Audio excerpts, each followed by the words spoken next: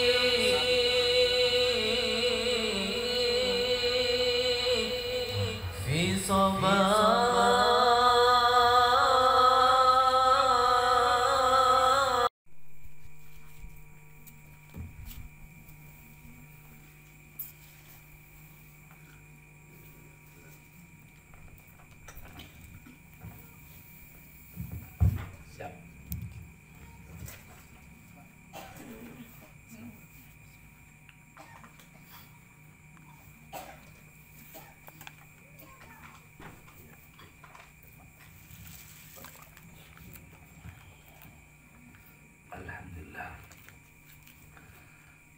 Assalamualaikum warahmatullahi wabarakatuh. Bismillahirrahmanirrahim.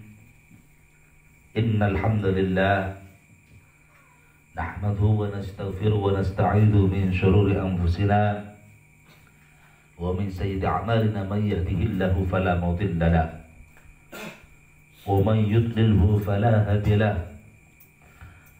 Nashhadu an la ilaha illallah wa nashhadu anna Muhammadar Rasulullah. Allahumma inna nas'aluka bismikal azamil maknun an tusalli ala sayyidina Muhammadin khairil bariyah salatan anta amira wa tasadana bit ta'ah wa qulubana bil mahabbah wa arwahana bil ma'rifah wa asraruna bis syahada wa ala al-washabi wa sallim adada kamailika kamailuk bi kamalihi bi rahmatika ya arhamar rahimin, amma ba'd. Bismillahirrahmanirrahim. Dalam pertemuan kali ini Al-Fakir akan membahas tentang keutamaan besar daripada membaca salawat pada baginda Nabi Muhammad SAW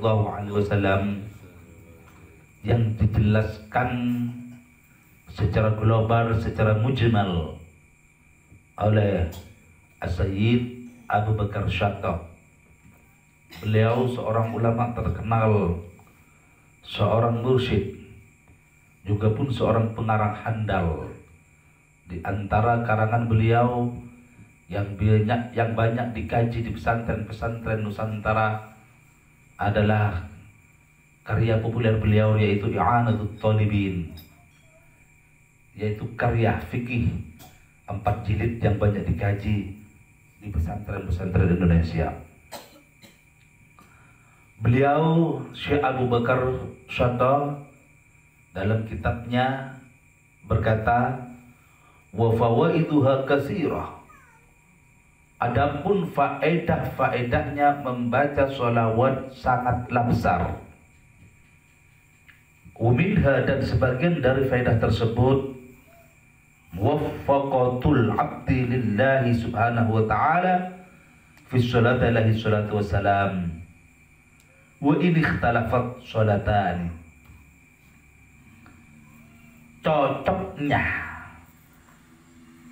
cocoknya hamba pada Allah Subhanahu wa taala di dalam bersolawat atas beliau sallallahu alaihi wasallam.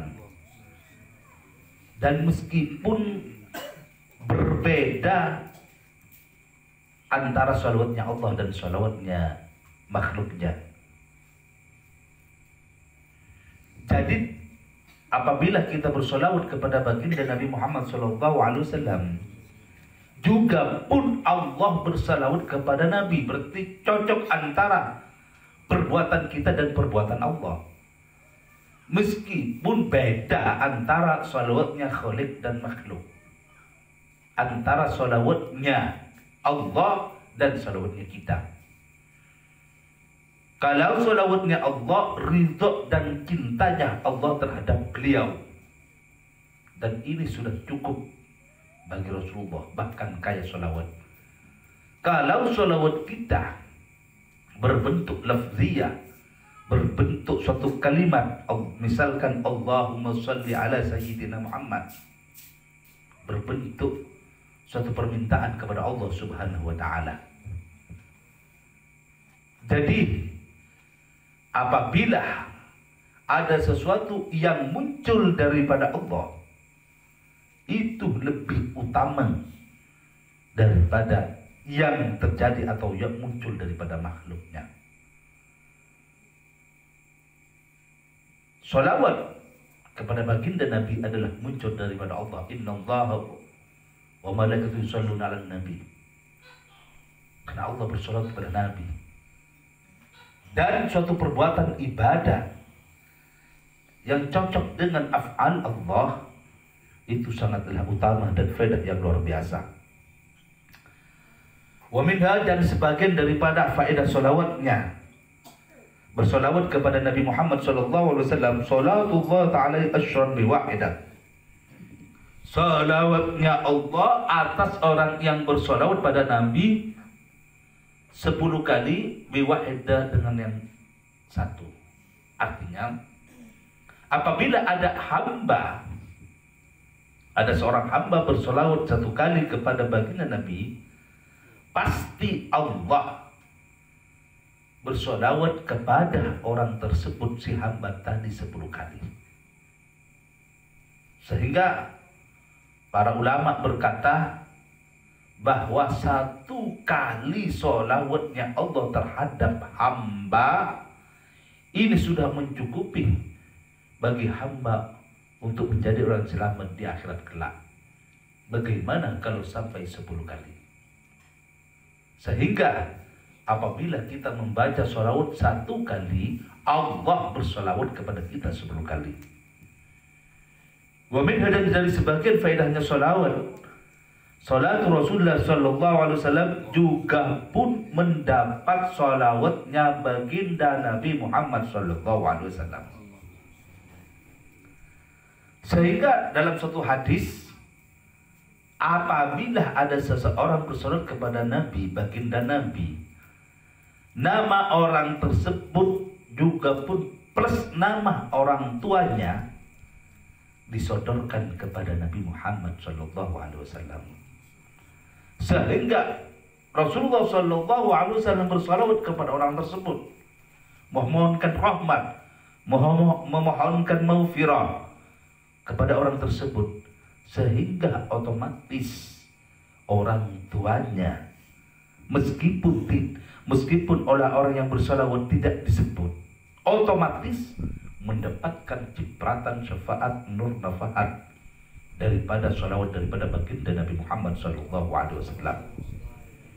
Jadi misalkan seorang fulan bersolawat, fulan bin fulan, namanya oleh para malaikat diaturkan kepada baginda Nabi.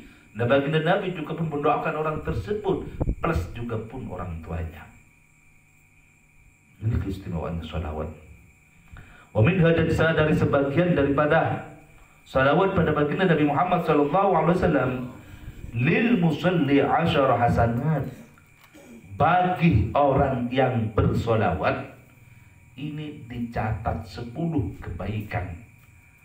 Bagi orang yang bersolawat dicatat baginya 10 pahala. Wa minha, dan sebagian daripada sholawat, faedahnya sholawat, takfirul asyarul sayiat, bisa menghapus 10 keburukan, menghapus 10 maksiat, menghapus 10 dosa. Karena satu maksiat, satu dosa dicatat oleh malaikat atid 1. Ini bentuk kasih sayang Allah terhadap kita, terhadap hambanya. Dan apabila kebaikan termasuk sholawat, dicatat 10 kebaikan. Dan bahkan orang yang bersolawat dihapus baginya 10 dosa, 10 maksiat, 10 perbuatan durhaka.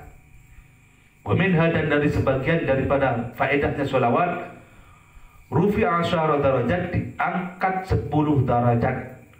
Sesuai dengan hadis, derajatnya di sisi Allah diangkat 10 derajat. Wa minha, dan sebagian dari faedah sholawat, sababul kifayatul muhimmati fid dunya wal akhirah, menjadi sebab dicukupinya keinginannya fid dunya wal akhirah, di dunia atau di akhirat. Dicukupi kebutuhannya di dunia dan akhirat. Sehingga orang yang bersolawat kepada Nabi Muhammad SAW sering bersolawat kepada baginda Nabi, meskipun tidak menghaturkan, misalkan tidak menghaturkan keinginannya, kebutuhannya kepada Allah, Allah pasti mencukupi kebutuhan dan keinginannya. Apalagi di akhir sholawat kita menghaturkan apa muhimat kita, apa kebutuhan kita, istilahnya doa. Ini juga pun tambah baik. Wa minha, dan sebagian daripada sholawat kepada baginda Nabi, faedahnya sababul limaghfiratil dzunub, menjadi sebab terampunannya dosa-dosa, menjadi sebab diampuninya dosa-dosa, menjadi sebab maksiat-maksiat kita diampuni, menjadi sebab segala bentuk macam maksiat kita diampuni oleh Allah Subhanahu wa ta'ala. Bahkan menurut suatu cerita, ada orang yang hidupnya larut dalam perbuatan maksiat itu di zamannya Nabi Musa alaihissalam. Mereka siang hari, siang malam selalu bermaksiat kepada Allah, tidak mengerjakan kebaikan apapun, cuma bermaksiat, sehingga membuat dari nakalnya, dari senangnya bermaksiat, sehingga para tetangga-tetangganya benci kepada dia, bahkan tidak ada yang memperdulikannya. Akan tetapi suatu saat dia pernah melihat kitab Taurat, dan di kitab Taurat tersebut ada tulisan tentang Muhammad yang dinubuatkan dalam kitab Taurat bahwa akan muncul di akhir zaman. Beliau mengucapkan Muhammad, setelah mengucapkan Muhammad, beliau mengucapkan sholawat kepada baginda Nabi, misalkan sallallahu alaihi wasallam. Apa yang terjadi? Dikala suatu saat kematian beliau, orang yang ahli maksiat, orang yang ahli durhaka, sehingga tidak ada tetangga-tetangganya yang mau mengurusi jenazahnya. Tidak ada orang-orang penduduk satu desa, penduduk di negerinya yang mau mengurusi jenazahnya. Bahkan dari bencinya penduduk negeri tersebut, jenazahnya diambil lalu dilemparkan ke tempat-tempat pembuangan bangkai atau pembuangan sampah. Apa yang terjadi? Allah Ta'ala berfirman kepada Nabi Musa, Musa, tolong ambil jenazah kekasihku, mandikan dia, kafani dia, solatkan dia, urus jenazahnya. Karena ini perintah Allah.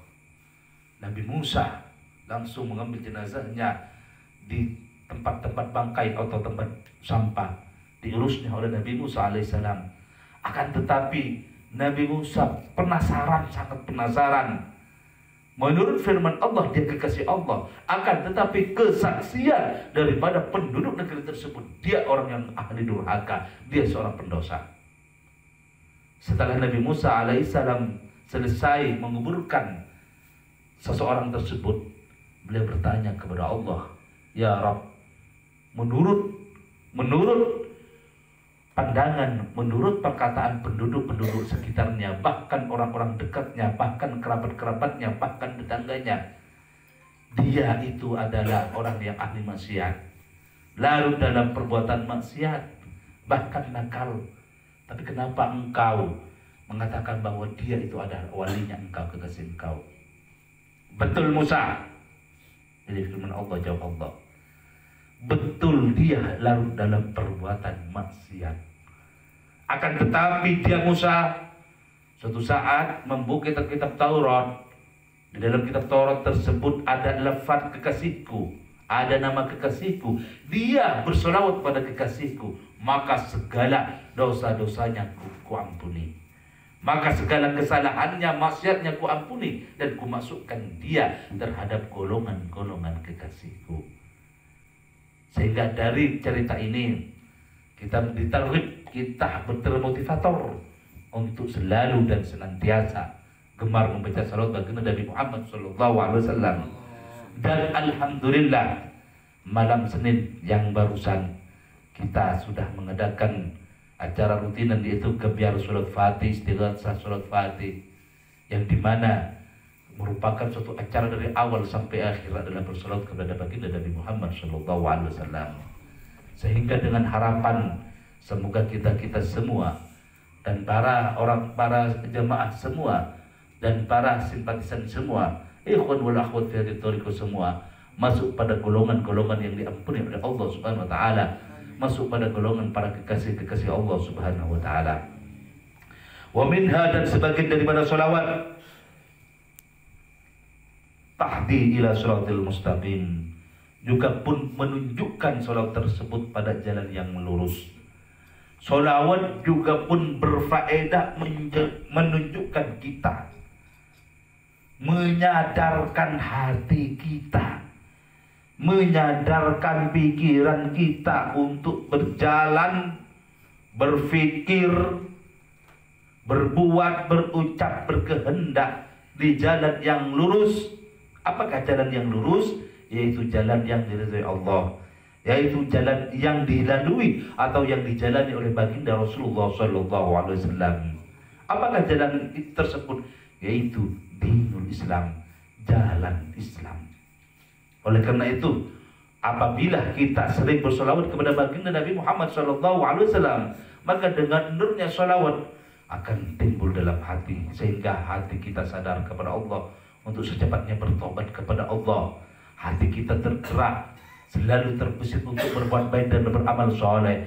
Juga pikiran kita selalu berpikir yang positif, dan juga pun pikiran kita selalu berpikir bagaimana berbuat amal soleh, bagaimana berpikir untuk kita berada di jalan yang diridhai Allah Subhanahu wa taala, yaitu siratal mustaqim.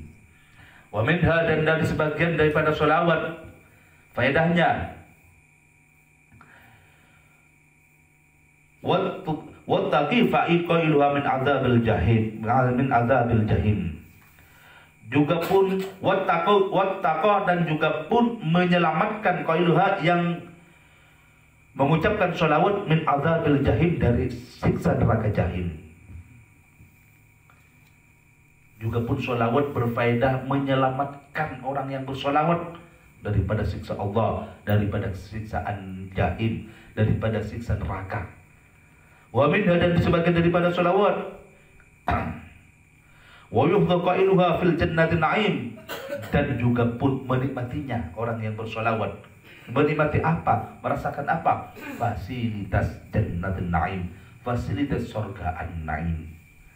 Jadi dengan solawat kita terbebas dari api neraka. Juga pun dengan solawat kita akan merasakan fasilitas dari Allah, nikmat daripada Allah, yaitu al-jannah, yaitu surganya. Wa minha, dan daripada sebagian sholawat, qada'ul hawaijil fil awtar, juga pun bisa mengabulkan, juga pun bisa mentercapaikan cita-cita, hajat-hajat cita-cita kita. Hawaijul awtar, apapun keinginan kita, apapun hajat kita, oleh Allah Ta'ala dipermudah jalan untuk mencapainya, dipermudah untuk tercapainya. Sehingga sholawat juga pun qada'il hawaij, bisa, kata orang Madura, magempang magteka hajat. Oleh karena itu, apabila kita sudah punya hajat, punya keinginan kepada Allah dan untuk berdoa kepada Allah, janganlah bosan lisan kita untuk berselawat kepada baginda Nabi Muhammad sallallahu alaihi wasallam.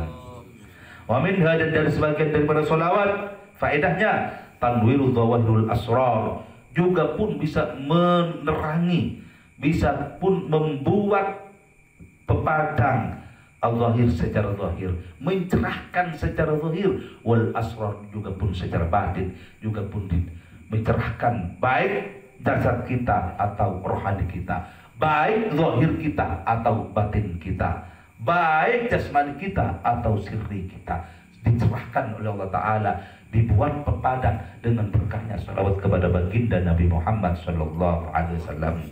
Inilah yang ditulis oleh Al-Imam Abu Bakar Asy-Syattah dalam salah satu kitabnya yang kami nukil, yang diletakkan dalam kitab Nailul Aman bi Suratil ala Nabi sallallahu alaihi wasallam, dan merupakan suatu targhib, suatu motivator bagi kita agar kita senantiasa selalu berselawat kepada baginda Nabi Muhammad sallallahu alaihi wasallam, agar kita cepat mencapai ridhonya, agar kita mencapai kebahagiaan dan budiluhu fid dini wad dunya wal akhirah, mencapai keluhuran derajat tidak secara zahir, secara batin, baik di dunia atau lebih-lebih di akhirat di hadapan Allah Subhanahu wa taala.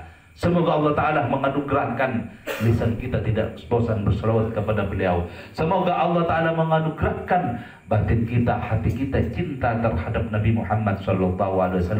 Semoga Allah Ta'ala menganugerahkan anggota badan kita, mulai dari mata, mulai dari tangan, mulai dari kaki, dari mulut, semuanya dari rambut sampai kaki, kesemuanya berjalan, bergerak dan diam sesuai dengan apa-apa yang diajarkan oleh baginda Nabi Muhammad SAW. Tidak lepas daripada sunnah-sunnah Nabi Muhammad SAW, tidak menyalahi atau bermaksiat kepada Allah juga pun kepada nabinya. Dan semoga kita dengan berkahnya salawat bisa berkumpul kepada baginda Nabi Muhammad sallallahu alaihi wasallam kelak di yaumil qiyamah. Amin Allahumma amin Allahumma amin. Ala hadiniyah jami'atun salihah. Al-Fatihah. A'udzu billahi minasyaitonir rajim. Bismillahirrahmanirrahim. Alhamdulillahirabbil alamin. Ar-Rahmanir-Rahim. Maliki yaumiddin. Iyyaka na'budu wa iyyaka nasta'in. Ihdinas siratal mustaqim. Siratal ladzina an'amta 'alaihim ghairil maghdubi 'alaihim waladdallin. Amin. Bahkan terakhir kali Syekh Abu Ghassan dalam kitab Qaulul Badi', menurut Syekh Abu Ghassan fi Qaulul Badi', man shalla ala Rasulullah sallallahu alaihi wasallam bi'atabaru fil yawm kana kaman dawal ibadati tawlil lail wan nahar. Barang siapa yang berselawat atas Nabi Muhammad sallallahu alaihi wasallam bi'ahmaratin 100 kali fil yaumi dalam sehari, kana kaman dawal ibadati tawlil lail wan nahar, itu seperti orang yang melanggengkan ibadah sepanjang malam dan sepanjang hari. Jadi menurut Syekh Abu Ghassan dalam kitab Al-Qaulul Badi', barang siapa yang bersolawat terhadap baginda Nabi Muhammad SAW 100 kali, maka dia seakan-akan beribadah sepanjang malam, sepanjang hari, terus menerus. Mampukah kalau orang sekarang ada orang yang beribadah sepanjang hari, sepanjang malam, terus menerus? Tetapi dengan kemurahan Allah, dengan wasi'ati rahmatillah, menurut Syekh Abi Ghassan, bahwa barang siapa yang bersolawat kepada nabinya 100 kali, sama seperti orang yang beribadah sepanjang hari dan sepanjang malam. Semoga kita bisa bersalawat minimal 100 kali dalam sehari semalam. Amin Allahumma amin. Minallahi wa taufiq hidayah wal inayah. Wa min Rasulillah sallallahu alaihi wasallam syafa'a wa nazar wal barakah. Wassalamualaikum warahmatullahi wabarakatuh.